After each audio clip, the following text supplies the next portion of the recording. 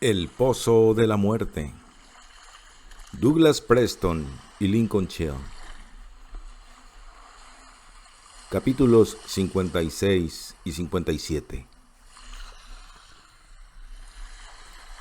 Hash se apoyó contra la pared de piedra, ya sin miedo ni esperanza, la garganta dolorida de tanto gritar. Ahora, después de tanto tiempo, recordaba todo lo que había sucedido en ese mismo túnel, pero estaba demasiado agotado como para examinar las piezas que no encajaban. El aire era como una manta sofocante y maloliente, y sacudió la cabeza intentando acallar la voz débil pero insistente de su hermano. ¿Dónde estás? ¿Dónde estás? Hatch, gimiendo, se dejó caer de rodillas, rozando con la mejilla la piedra áspera. Continuaba oyendo la voz. Hatch apartó la cara del muro y escuchó con atención. La oyó otra vez. «Hola», llamó. «¿Dónde está?» La voz le llegaba muy apagada. Hash se volvió y palpó las paredes, tratando de orientarse. El sonido parecía venir de detrás de la roca que apretaba los huesos de su hermano contra el suelo de piedra.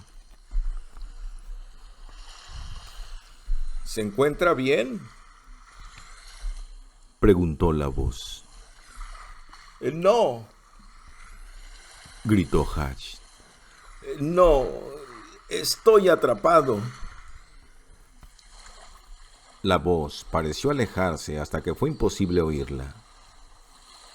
Hatch pensó que quizá era él mismo, que perdía por momentos la conciencia. ¿Cómo puedo ayudarlo?, preguntaron. Hatch meditó un instante la respuesta. ¿Dónde está usted?, preguntó finalmente. Se sentía más despejado por efecto de la adrenalina, pero sabía que aquello no duraría mucho tiempo. En un túnel. Respondió la voz. ¿Qué túnel es? No lo sé. Tiene una entrada en la costa. Mi bote naufragó, pero yo me he salvado. Ha sido un milagro. Hash descansó un instante, tratando de aspirar el escaso oxígeno que quedaba en la cámara. El túnel del que hablaba la voz solo podía ser el de Johnny.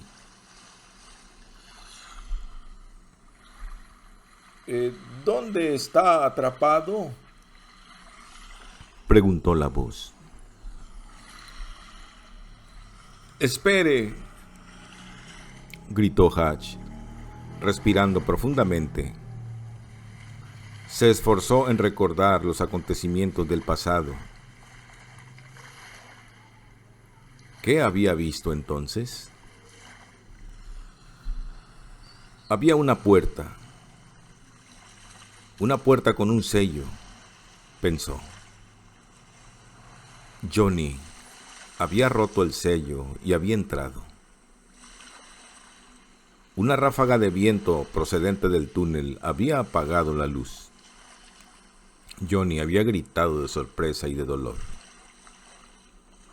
Hash había oído un ruido como de algo muy pesado que se arrastraba.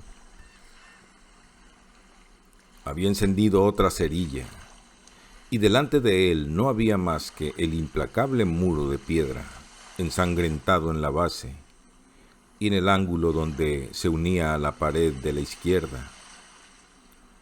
Parecía como si la sangre emanara de las grietas, y había sido como una ola roja que le mojaba los pies. Hash se limpió el sudor de la cara con una mano temblorosa, abrumado por la fuerza de los recuerdos. Cuando Johnny abrió la puerta, una ráfaga de viento había soplado en el túnel. Sin embargo, cuando Hash había encendido otra cerilla, delante de él solo había un muro de piedra y Johnny había desaparecido. De manera que detrás de la piedra tenía que haber habido otro tramo de túnel. La trampa seguramente se había activado cuando Johnny entró a la cámara, o abrió la puerta, o rompió el sello. Una gran losa de piedra se desplazó a través del túnel, arrastró a Johnny y lo aplastó, sellando el resto del túnel herméticamente. No había otra explicación. El pozo en el que Hash estaba atrapado ahora y el recinto abovedado en lo alto debían ser parte del mecanismo de sostén de la trampa. Y Macallan, o quizá Redneck Oakhan, no había deseado que nadie estropeara su trampa, y por eso había puesto otra en cámara abovedada.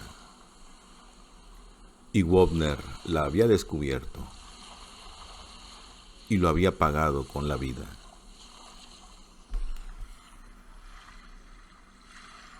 ¿Todavía está allí?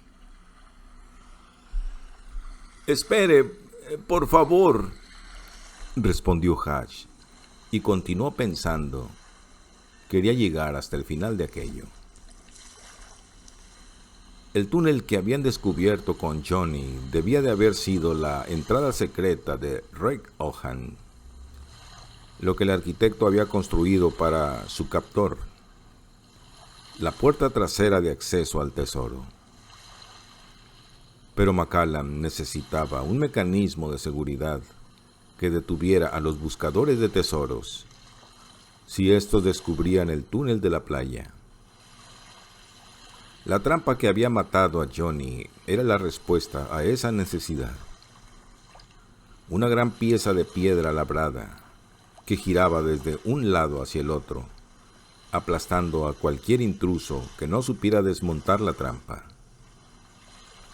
La piedra había sido labrada de tal manera que, una vez en su lugar, parecía la pared final de un túnel y hacía que a nadie se le ocurriera investigar qué había más allá. Hash se esforzó por no perder la concentración. Esto quería decir que cuando Oakhan regresara para buscar sus tesoros, una vez vaciado el pozo de agua, tendría que volver a montar la trampa para hacer que la piedra volviera a su lugar y poder entrar por el túnel para recoger su botín. Claro está que Macallan tenía sus propios planes para con el pirata, y estos se realizarían cuando el corsario llegara al pozo de agua, propiamente dicho. Pero el pirata tenía que estar convencido de que por aquella puerta trasera podría acceder al tesoro. Así pues, la trampa tenía que funcionar por un mecanismo simple, un fulcro, con la roca equilibrada de tal forma que la menor presión causara su desplazamiento, la presión del peso de un niño.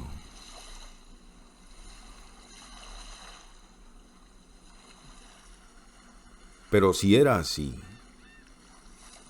¿por qué cuando buscaron tan frenéticamente a Johnny nadie había descubierto la trampa y la manera de volver a montar el mecanismo?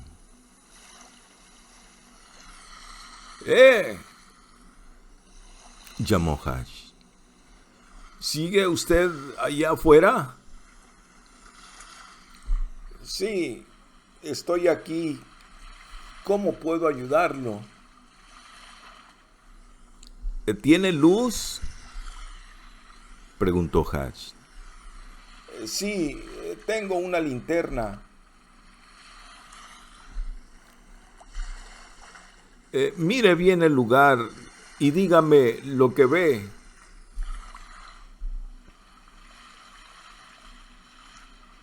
Estoy al final de un túnel. Le contestaron al cabo de unos segundos.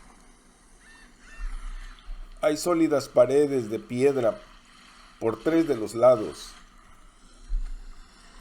Hatch abrió la boca, tosió y luego su respiración se hizo más superficial y rápida.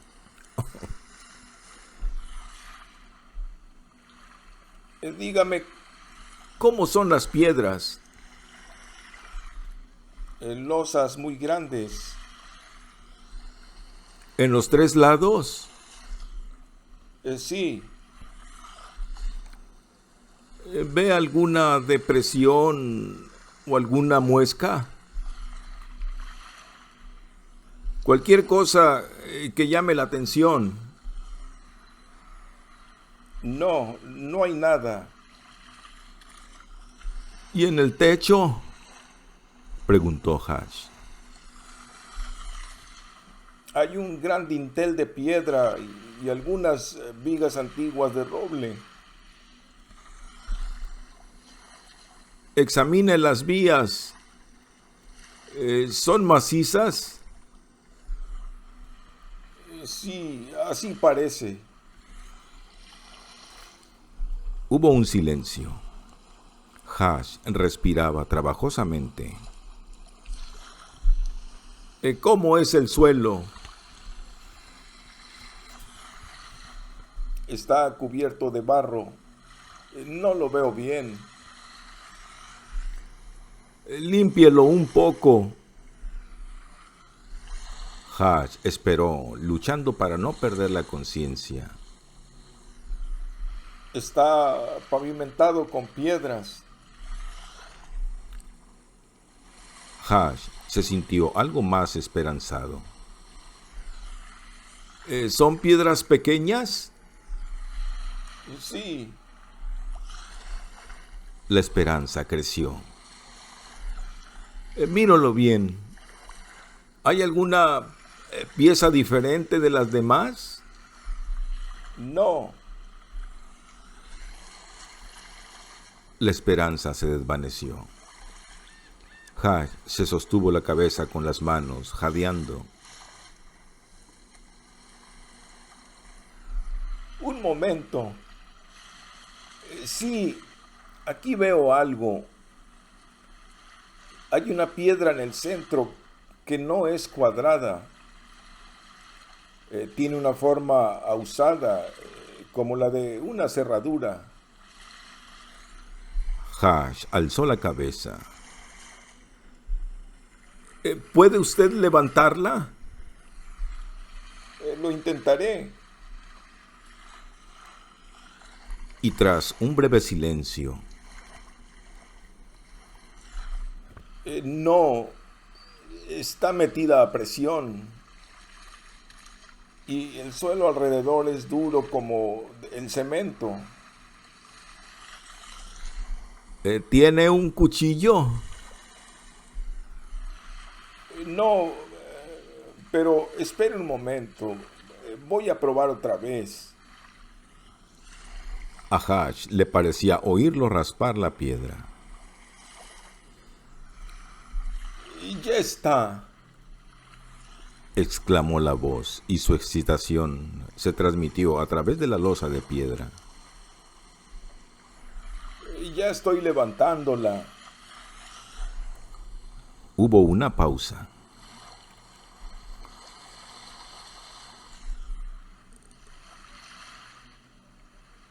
En la cavidad de abajo hay una especie de mecanismo, una vara de madera. Parece una palanca o algo por el estilo.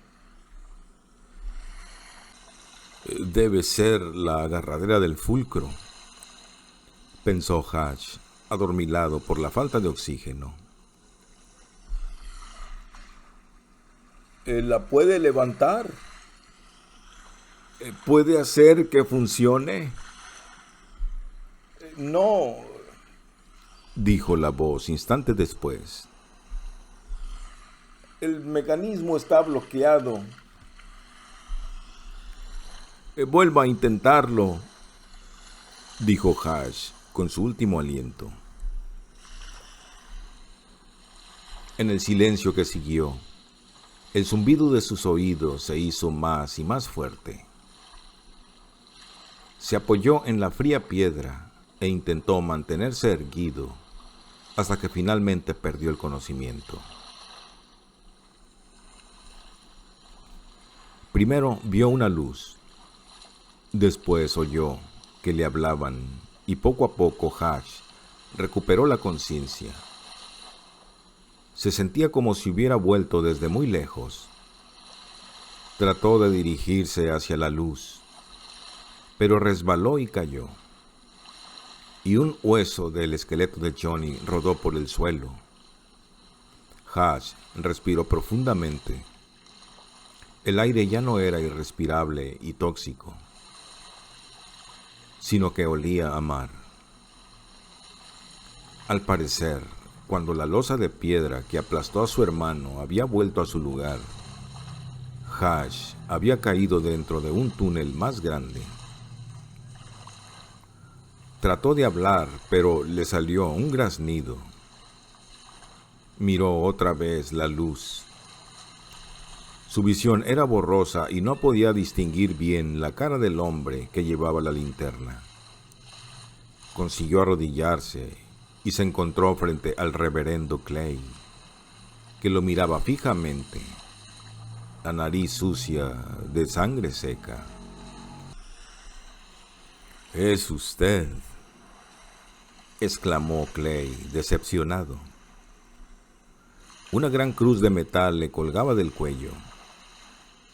Uno de los extremos estaba cubierto de barro, como si lo hubiera usado para rascar el suelo. Hash continuó respirando aquel aire tan exquisito.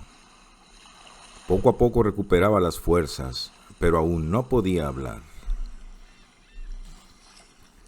Clay volvió a poner la cruz debajo de la camisa y se acercó. Ahora estaba de pie en el mismo portal donde había estado Hash 25 años antes. «Yo no me había refugiado en la entrada del túnel y le he oído gritar», le dijo el pastor. «A la tercera vez he logrado mover la palanca y la pared del fondo del túnel se ha desplazado y se ha abierto esta cavidad.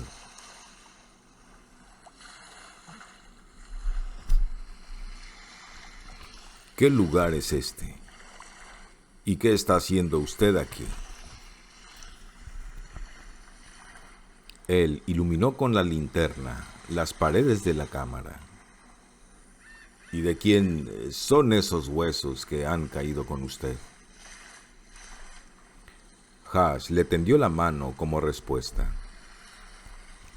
Clay dudó un instante, pero luego la cogió y lo ayudó a levantarse. «Gracias», susurró Hash. «Me ha salvado la vida». Ese era el túnel donde murió mi hermano, y esos son sus huesos. «Oh». El pastor apartó rápidamente la luz de la linterna. «Lo siento mucho». «¿No se ha encontrado con nadie en la isla?», le preguntó Hash. «¿No ha visto a una muchacha de pelo negro con un impermeable?». El pastor hizo un gesto negativo. Hash cerró un instante los ojos y respiró muy hondo. Después señaló el túnel que la piedra había dejado al descubierto.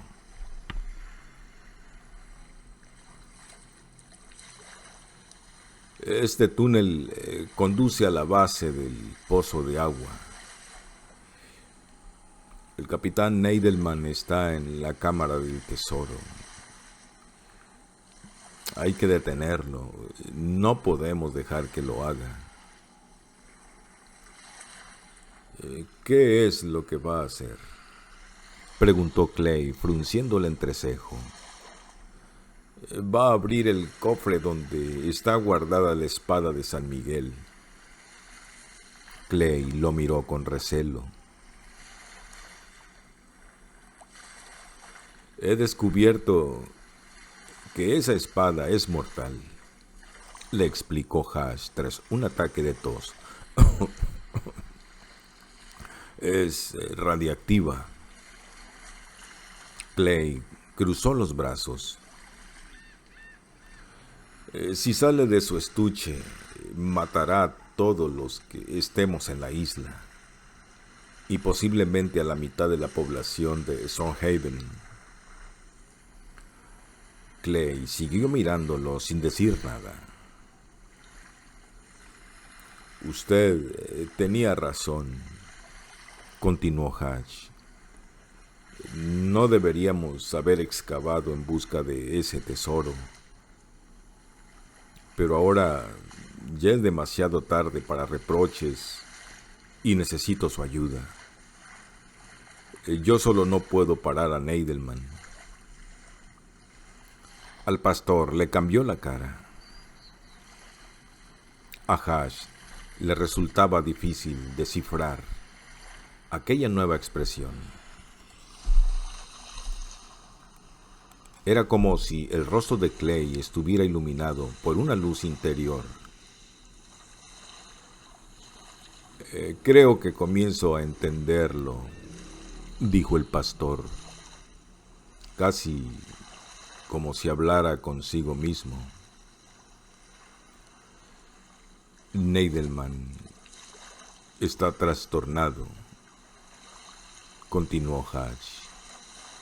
Ha enviado a uno de sus hombres para que me mate. Claro, ha perdido el juicio, afirmó Clay con inesperado fervor. Claro que sí. Esperemos que no sea demasiado tarde. Hash se movió con cuidado para no pisar los huesos.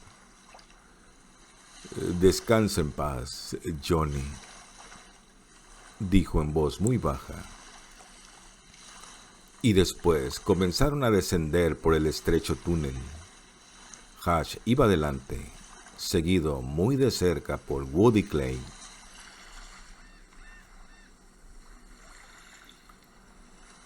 Gerald Neidelman permaneció arrodillado ante el cofre de la espada un rato muy largo.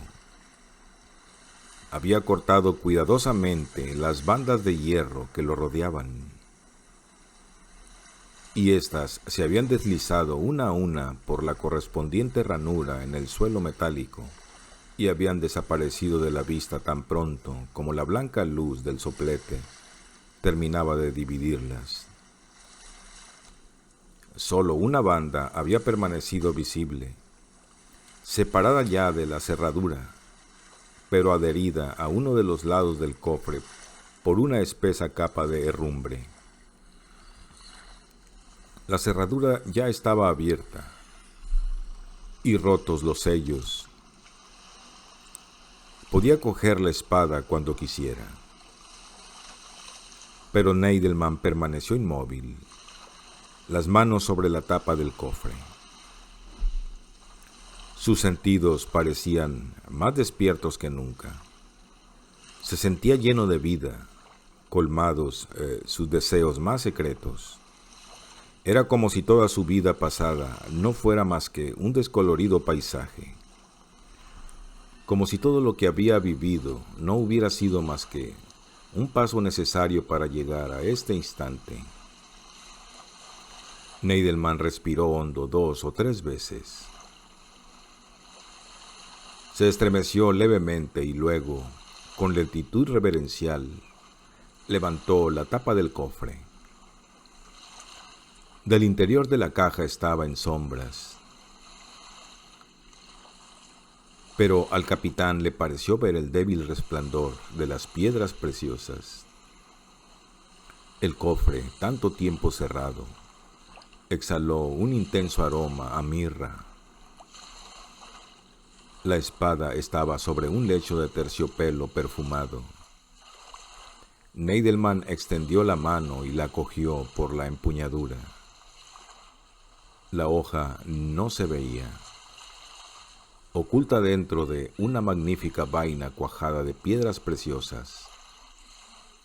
Retiró con cuidado la espada del cofre. El terciopelo sobre el cual reposaba se deshizo en una nube de polvo púrpura. La levantó en el aire. Le asombró que fuera tan pesada y la acercó a la luz. La vaina y la empuñadura eran bizantinas del siglo VIII y IX y de oro puro. El repujado y la filigrana eran de una sorprendente delicadeza. Neidelman jamás había visto una artesanía tan fina. Movió la vaina para que reflejara la luz y sintió que el corazón le daba un vuelco en el pecho. La parte exterior de la vaina estaba cuajada de zafiros de un color y una pureza que cortaban el aliento. Neidelman se preguntó qué fuerza terrestre podía producir gemas de un color tan intenso. Examinó después la empuñadura. En el arriaz habían engastado 4 rubíes asombrosos, iguales al famoso de Longstar, considerado la gema más perfecta que se conoce. Pero en el extremo del pomo brillante brillaba una enorme rubí que superaba la de DeLong en tamaño, color y simetría. Neidelman se dijo que aquella piedra preciosa no tenía igual en el mundo entero. En la empuñadura había también una deslumbrante serie de zafiros en un arco iris de colores: negros, anaranjados, azul marino, blancos, verdes, rosados y amarillos, todos de una pureza perfecta. Neidelman no había visto jamás, ni en sus sueños más febriles, piedras preciosas de colores tan puros e intensos. Cada una era única y de ser vendida alcanzaría precios fabulosos. Pero era impensable que todas ellas estuvieran juntas en una pieza tan singular de orfebrería bizantina. Jamás se había visto en el mundo un objeto semejante. La espada era una pieza excepcional y única. Neidelman vio con absoluta claridad que no se había equivocado con respecto al valor de la espada. En todo caso, había subestimado su poder. Aquel era un artefacto que podía cambiar el mundo. Y ahora, por fin, había llegado el momento de la verdad. La empuñadura y la vaina eran extraordinarias. La hoja misma debía de ser algo increíble. Cogió la vaina con la mano izquierda y la empuñadura con la derecha y comenzó a desenvainarla con exquisita lentitud. El intenso placer que experimentaba Neidelman se convirtió primero en perplejidad, luego en un profundo desconcierto y finalmente en asombro. De la vaina salió una pieza de metal corroída y deformada. Su superficie era rugosa e irregular y tenía manchas de herrumbre, pero de un extraño color entre negro y púrpura, con adherencias de una extraña sustancia blancuzca. El capitán la desenvainó por completo y examinó la hoja deforme. En verdad, no podía decirse que aquella fuera la hoja de una espada. Neidelman estaba desconcertado. Se había imaginado este momento cientos de veces y la espada siempre era diferente, pero jamás se la había imaginado con este aspecto. Acarició el áspero metal y se preguntó por qué estaba tibio. Quizá la espada había sido dañada por el fuego y se había fundido, y luego le habían colocado una empuñadura nueva. Pero, ¿qué clase de fuego habría podido dañar la hoja de una manera tan extraña? ¿Y de qué metal estaba hecha? No era hierro, porque la herrumbre había sido de color naranja, ni plata, que se volvía negra al oxidarse. El platino y el oro no se oxidaban, y pesaba demasiado para ser de estaño o de algún otro metal barato. ¿Qué metal adquiriría este raro color púrpura al oxidarse? Blandió la espada en el aire y recordó la leyenda cristiana acerca del arcángel San Miguel. Y se le ocurrió una idea. Muchas veces, tarde en la noche, había soñado despierto que la espada enterrada en el fondo del pozo de agua era realmente la espada de San Miguel, el vencedor de Satán. Y en sus ensoñaciones, cuando la miraba, sufría una fulminante conversión, como la de un San Pablo en el camino de Damasco. Pero al llegar a este punto, su fantasía se agotaba. Nada de lo que podía imaginar era lo bastante extraordinario como para justificar la veneración y el pavor que transmitían los antiguos documentos que mencionaban a la espada.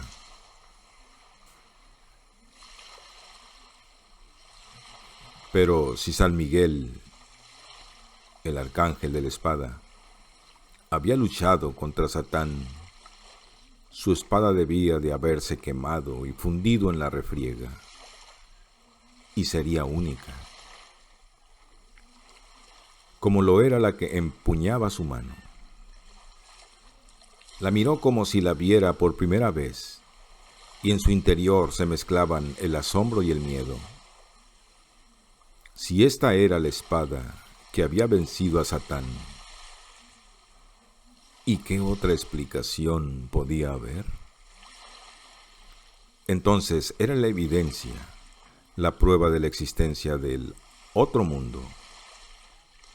La resurrección de semejante espada sería un acontecimiento espectacular. Sí, se dijo. Con una espada así podría limpiar el mundo, barrer la escoria moral, dar el golpe de gracia a las decadentes religiones y a sus no menos decadentes sacerdotes, y establecer un nuevo credo para el nuevo milenio. Aquella espada no era suya por casualidad. Se la había ganado con sangre y sudor. Había probado que era digno de ella.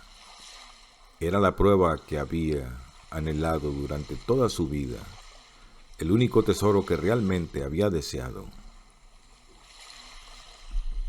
El brazo le temblaba y apoyó la espada sobre la tapa del cofre y sintió otra vez asombro ante el contraste entre la belleza sobrenatural de la empuñadura y la retorcida fealdad de la hoja.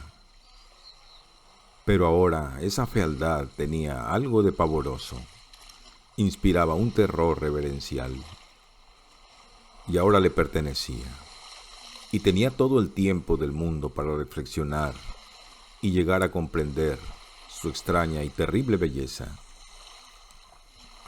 Neidelman volvió a envainar la espada y echó un vistazo al cofre. Se lo llevaría. A su manera. Era importante. Estaba inseparablemente unido a la historia de la espada. Miró por encima del hombro y observó con satisfacción que Magnussen por fin había bajado al contenedor, a la cámara del tesoro, y lo estaba cargando con sacos de monedas. La mujer se movió lentamente, como si fuera una autómata. Neidelman examinó una vez más el cofre, y la banda de hierro aún visible, adherida por la herrumbre a uno de los lados. Aquel era un sistema muy raro de sujeción. Habría sido más fácil atornillar las bandas metálicas al suelo de la cámara del tesoro, en lugar de introducirlas por las ranuras. ¿A qué estarían atornilladas debajo del suelo? Neidelman retrocedió y quebró de un puntapié la última banda metálica. La cinta desapareció velozmente por el agujero, como si algo muy pesado le arrastrara hacia debajo.